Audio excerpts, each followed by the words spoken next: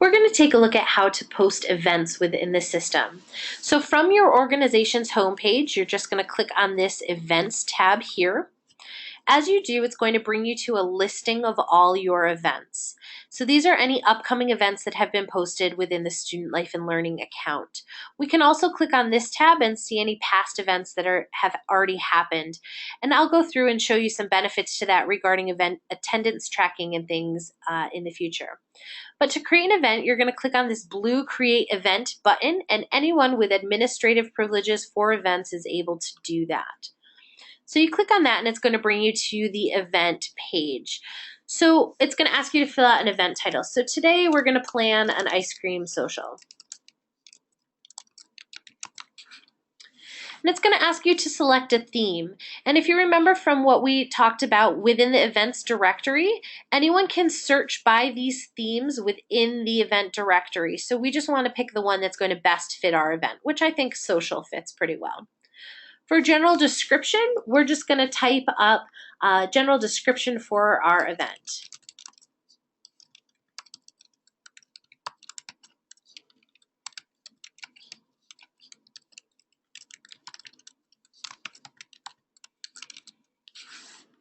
This again can be as short or as long as you'd like to make it, and you'll see general formatting tools here as well as the ability to insert a hyperlink if you would like.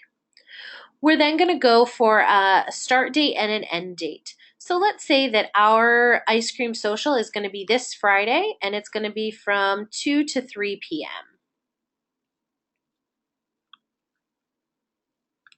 And I'm going to add a location.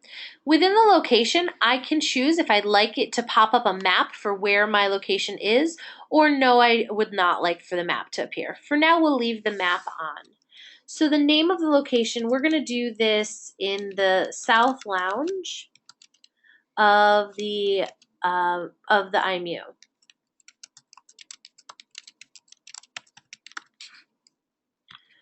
The address here is 900 East 7th Street.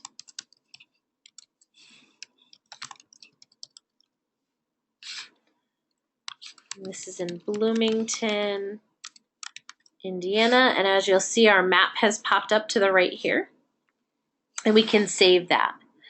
Now, if this were a reoccurring event, I could add another date. So maybe we're going to do this for 2 weeks in a row. So we're also going to have one on March 4th at the same time. And it's already popped up with our location information here. If I were going to have it in a different location, I could click this Add Location button and change that. And as you can see, I can still add more dates if needed. This information here is really going to help with some of those great features within the event page. So here's where I select who this is going to be seen to. Again, students and staff of Indiana University Bloomington is going to be shown to anyone who is CAS authenticated into the system. People invited by host would be only people that I would like to send this invitation to. Organization members, that's only going to appear within the organization's roster. And then anyone in the world is going to be shown on the public side of the site. So anyone would be able to see that on the home page and on the event directory without having to log in. So we're going to keep this event just for people who are able to authenticate in, which is just going to be our campus community. Again, with our event categories here, this is where people can search on the event directory for events that fall within these categories. So again, we're going to want to pick the one that best fits what we're looking to do. And we're actually going to use this as a membership solicitation because as you come and get your free ice cream, we're going to let you know a little bit more about our organization. For this RSVP here, I can say that anyone is able to RSVP, so anyone who's able to see that event would be able to RSVP and attend. I could select only invitees, so only people that I put on a list would be able to RSVP for the event. If I click no one, it's not going to collect RSVPs for the event. It's just going to let people show up as they'd like to, which is what we'd like to do for this event. I do want to show you though, if I do select RSVPs, it's going to ask me for a maximum number of RSVP spots allowed. And then I can say if I am only allowing 40 people, I can say if I want to count the guests that RSVP against those spots, and if I want to show how many spots are left to the public. But again, we're going to let anybody who wants to come to this event come. Perks, we're giving away free food. We're also going to be giving away free stuff. So we're probably going to give away some SLO pens or things like that. Allowing anyone to self-report attendance is up to you. For some events, you may want people to say, yes, I attended that. For other events, you may want to have more control over the fact that they actually signed in and you loaded their attendance into the system. So again, this is something that you're more than welcome to fill out as it best fits your organization and your event. Once you filled out this page, you're going to click Next. Here's where I can upload a cover photo for this. So if I had a flyer for this ice cream social, or I just wanted to upload a really delicious looking picture of some ice cream, I could do that here. If I don't upload a photo, beINvolved will assign a default photo to my event, which is totally fine. I could always come back later and change that if I wanted. Here, this is a question that will help qualify my event as a late night program if I so choose. So if my event is held Thursday through Saturday after 9 p.m., I can put in to have it qualified as a late night event.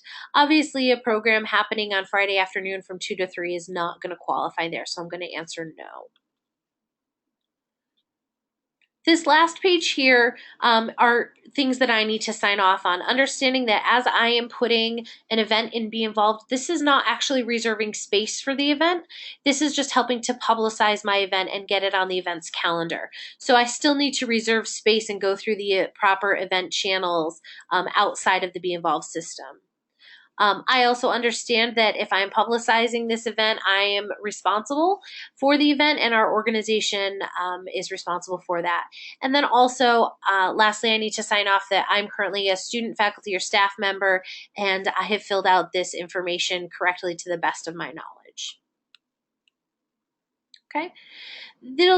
The system will then give you an overview of what you have entered. And once you click that blue submit button there, the event will then be submitted. If you get to this page and cancel out, this event will not get submitted and therefore will not be posted. For university departments, these events are automatically approved.